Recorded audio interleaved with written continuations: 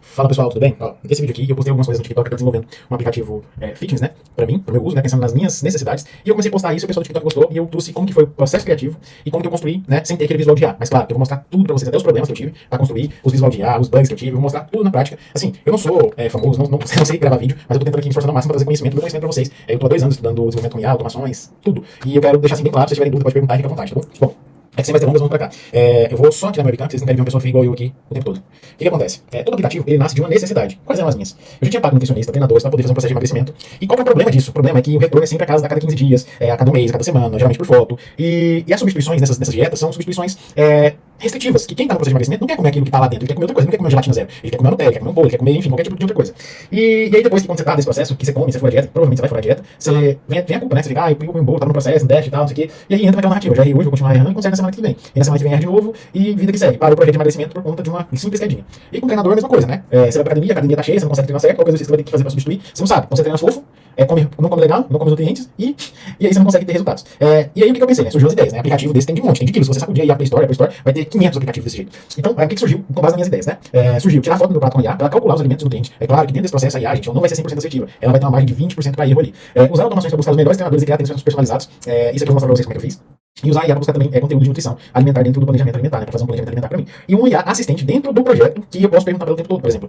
Não comi, não bebi água, não fiz isso, não fiz aquilo, o que eu tenho que fazer para bater meus metas durante o dia, tô na rua, qual é a sua sugestão? Então, essa IA assistente ela vai estar ali para auxiliar dentro do aplicativo. Então, esse aplicativo eu fiz pensando em mim. O que eu utilizei aqui? Eu comecei esse projeto, né? Eu esqueci de colocar o ChatGPT, ele foi o orquestrador aqui. Eu comecei esse projeto com a Gemini, com o Google Antivirus, né, na verdade, que é a ferramenta do Google, que é uma ideia que é igual, semelhante ao Lobo. E depois eu levei pro Lobo. Vou explicar por quê. Usei o GitHub para algumas bibliotecas de treino e de biblioteca de nutrição, um repositório público. Usei o Google Stitch para poder fazer o design das páginas, vou mostrar para vocês. E usei o Gemini também para fazer alguns designs de página também. Então usei essas stacks aqui junto com o ChatGPT. E aí, como a necessidade nasceu, eu expliquei pro ChatGPT. Eu expliquei pra ele o que eu queria, né? Falei pro ChatGPT, falei qual que era a ideia que eu usava, o que eu vou querer, turbinar, vou querer colocar isso. Eu pedi pra ele avaliar um aplicativo pra mim, ele avaliou esse aplicativo, ele listou pra mim que eu tinha que listar aqui. E aí eu falei que ia usar o Antigravity pra poder fazer isso aí. E claro, que ia usar o Cloud Vision da Google, né? Que é uma API paga do Cloud Vision, mas quando você criar a conta no Google Cloud Console, você ganha alguns créditos pra usar, então inicialmente você quase não consome nada pra fazer uso próprio mesmo. E é bem barato.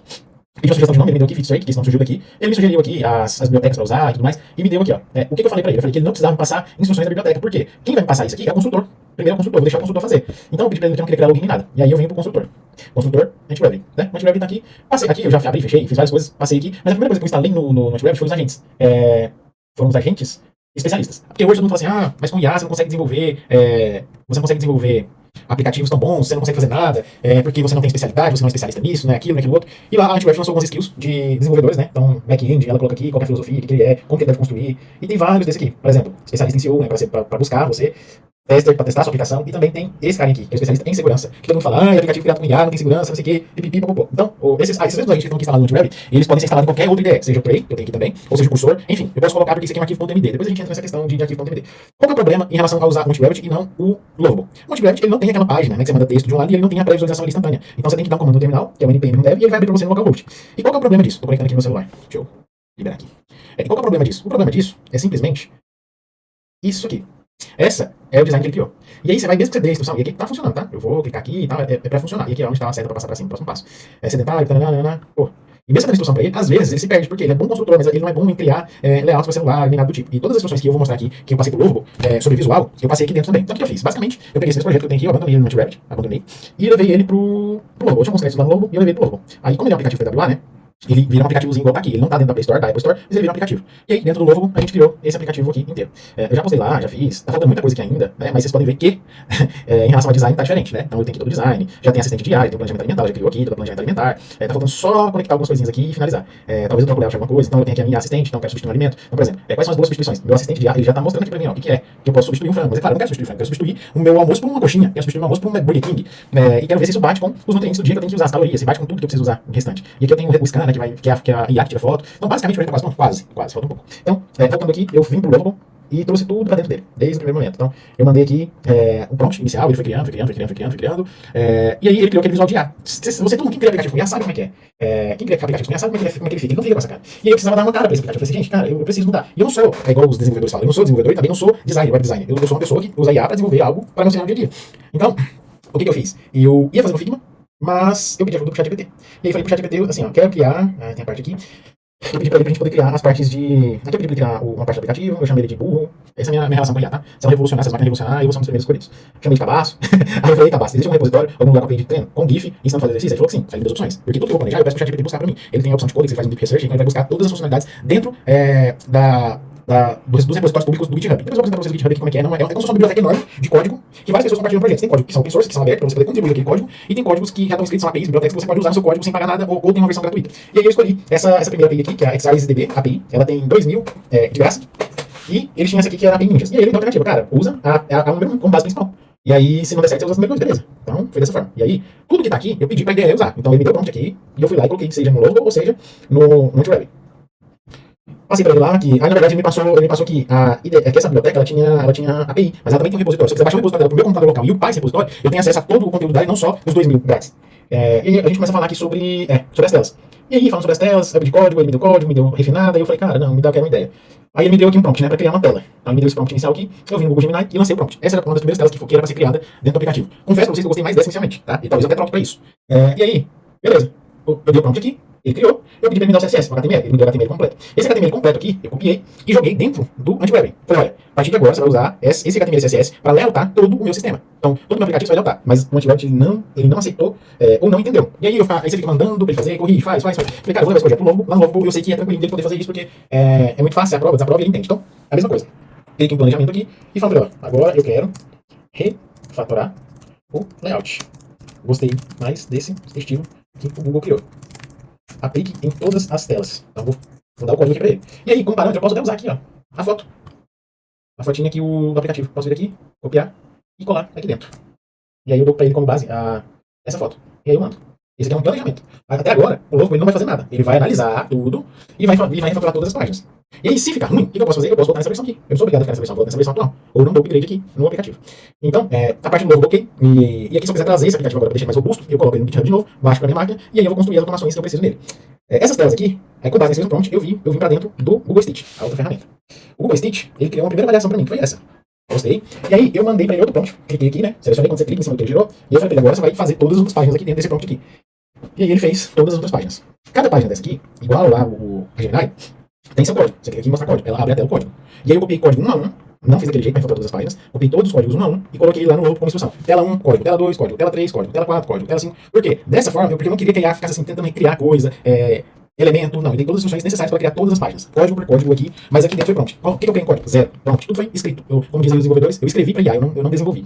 E aí eu levei para dentro do Logo, certo? E aí, agora tá faltando o quê? Tá faltando eu colocar as automações para funcionar. As automações vão funcionar assim. Vou mostrar para vocês como é que vai funcionar. Dentro do meu aplicativo, eu tenho uma rota de API conectada ao modelo de LLM, que é a OpenAI, que é a GPT.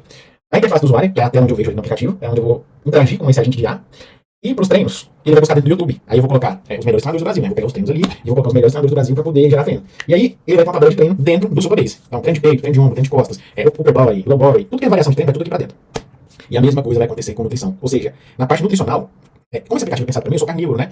Mas se eu for lançar esse aplicativo, eu vou colocar todos os tipos de dieta, cetogênica, vegana, todo tipo de dieta para as pessoas conseguirem fazer os seus objetivos dar certo. Então aqui ele vai buscar nutrição para mim de forma avançada. Vai lá, busca o site de nutrição, o que é feito, como eu posso substituir. Então as melhores práticas de substituição de alimento para poder funcionar o meu cérebro. E aqui eu já tenho as automações prontas que estão aqui dentro. Então tem de nutrição. A de nutrição ela vai usar um gatilho, né, diário, buscar. Ela está usando um node RSS, que é de busca na internet, vai formatar e vai para uma planilha. Essa planilha vai alimentar a IA lá dentro do sistema e vai retroalimentar o aplicativo. A mesma coisa acontece com o gerador de treino. Ele tem o mesmo gatilho, ele vai no YouTube, eu vou deixar para ele instruído ali, e ele vai formatando aqui essas planilhas. Eu posso deixar para ele assim só treino, e ele vai buscar aleatórios treinos ali dentro do YouTube, e ele alimenta a planilha e a IA vai montando ali o treino de acordo com a minha necessidade. E aí, pessoal, eu acredito que é isso. Bom, com relação ao projeto como um todo. Vou terminar de fazer essas automações aqui, né? Porque vocês podem ver que não estão prontas as automações, mas é só colocar as credenciais e funcionar. Vou pegar o meu projeto no novo aqui. Ó, deixa eu ver o que ele colocou aqui. Ó, o fundo atual, né, é laranja. O novo vai mudar. Então, novo estilo de card. Ó, deixa eu ver aqui se ele consegue fazer uma coisa bonitinha. Eu vou pausar aqui e na hora que atualizar, eu volto com vocês. Esse aqui deve demorar uns minutinhos. E falando sobre créditos, eu tenho essa conta aqui. Eu tinha. Quando eu comecei, eu tinha 150 créditos aqui na conta. Agora eu tô com 127,7. Existe um macetinho aí, acho que todo mundo já sabe desse macetinho, que é pegar créditos ali através do código de convite, né? Todo mundo sabe disso. Só que hoje tá um pouco difícil, né? Pegar esse código de convite, porque muita gente usou, existe uma automaçãozinha aí que você coloca, que dá pra você ficar bugando em uma conta 300 créditos. Então, hoje tá mais difícil criar conta que o Logo acredita ser contas criadas que você invitou para usar o Lovable como usuário e não uma conta que você usou para gerar mais crédito. Mas se você é usuário do Lovable, o que vai mudar para você na prática? O que muda é que você consegue ver o aplicativo aqui na tela, né? E dentro do Antigrab, o que eu faria, né? Se eu tivesse poucos créditos aqui, e aqui eu tenho muitos, né? Porque o Google, ele me deixa usar alguns modelos. Eu usei esses modelos aqui para outros projetos, e aí acabou meus créditos do Google Cloud, né? Que é o Sonei, o Opus e o GPT-OS. Mas o Gemini 3 Pro, 3 Low e 3 High, ele me deixa utilizar aqui. Então, o que acontece? Eu traria o back-end aqui, toda a parte de back-end eu faria aqui dentro, toda a parte de front-end eu faria lá no Lovable. Só a parte visual. Fala pro cliente que eu tô fazendo e queria fazer só a parte visual. Conecto a um GitHub, né, a um repositório. Eu fiquei de mostrar pra vocês o GitHub. O GitHub aqui, eu conecto aqui, eu venho em todos os projetos que eu tenho, então eu tenho aqui muitos projetos. Então, todos os projetos meus aqui que eu fiz estão aqui, são 38 no total, 38 projetos. Eu poderia vir aqui e colocar um new project, né, o nome dele, e conectar. Quando eu conecto aqui no GitHub, eu posso baixar para o meu computador. Baixo o computador, abro o Notepad, conecto o front-end com o back-end, peço, vou pedir, que eu não preciso fazer nada, só vou pedir. Falo que a parte frontal desse código tá naquelas linhas de código, e peço para ele conectar o back-end com o front-end. Ponto. E aí você vai ter a parte visual com a parte funcional do seu projeto. Basicamente, é isso. Então, se eu tivesse pouco crédito novo, eu faria isso. Eu não compraria crédito novo, acho que não vale a pena comprar crédito novo. Até mesmo para você poder publicar isso aqui sem utilizar o ponto novo app. Existem alguns macetes que você faz através daqui. Por exemplo, se o seu projeto estiver dentro do GitHub, você pega a Vercel, importa aqui para dentro da Vercel os seus projetos. Por exemplo, eu tenho aqui esse site aqui, que é um site da minha empresa, né? Eu tenho empresa de automação. E aí eu consigo colocar um domínio nesse site. Esse site que eu vou refazer, ele tá... Eu não tô nem utilizando esse site não, mas eu vou refazer esse site aqui. Mas enfim, é um site.com.br, né? Que foi feito lá nos primórdios da IA, um dos primeiros sites que eu fiz. Com IA, você pode ver que o layout dele tá bem focado, tá bem IA mesmo, tá vendo? E eu vou mudar esse site aqui porque eu tô pensando que é uma comunidade que vai ajudar pessoas a utilizar IA para fazer sistemas, aplicativos, programas. E aí, em primeiro momento, esse aplicativo eu não expliquei bem, mas ele é uma versão PWA. PWA é uma versão que eu consigo instalar no meu computador ou no meu celular, mas através do aplicativo nativo aqui. Não é pela biblioteca, Apple Store, por exemplo. Então, vocês podem ver que ele tá como se fosse um aplicativo aqui como um todo. Deixa eu só levantar aqui. Ele tá como se fosse um aplicativo mesmo, de celular, ele funciona como um aplicativo, mas ele não é instalado pela Apple Store. Ele é instalado pela internet, pelo Safari, Google Chrome, enfim, vários lugares aí, várias internets que você utilizar. Se você acessar o link a primeira vez, vocês vão salvar ele como um aplicativo dentro do seu celular. E aí eu validei, tá funcionando? Aí eu posso colocar ele na biblioteca. Aí tem que converter ele, vai a programação dele. Aqui eu tô usando Tailwind, mas aí eu vou converter ele pra Flutter e coloco no iOS. Só que você tem que pagar $99 pra poder fazer isso, pra você poder começar a brincar e não pode nem ser aprovado o seu aplicativo dentro da biblioteca que é a Apple Store. Então, pessoal, por hoje, eu acredito que eu mostrei pra vocês o processo criativo, como foi criado. Se vocês quiserem que eu entre mais detalhes técnicos de como fazer, se vocês quiserem sugerir um projeto, eu vou pegar um projeto de alguém que comentar aqui no vídeo e a gente vai construir junto esse projeto. Só que para construir projetos demora muito tempo. E aí a gente pode abrir uma live, seja no TikTok, seja aqui, pra gente poder fazer esse projeto e vocês poderem entender o processo criativo como um todo, beleza?